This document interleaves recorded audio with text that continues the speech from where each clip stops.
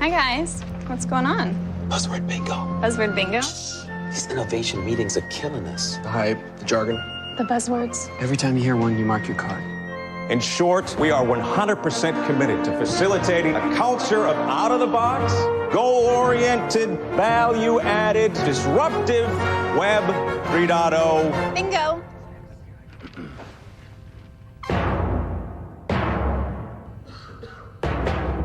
This strategy workshop often includes complex buzzwords. Last year, you had to move to the metaverse.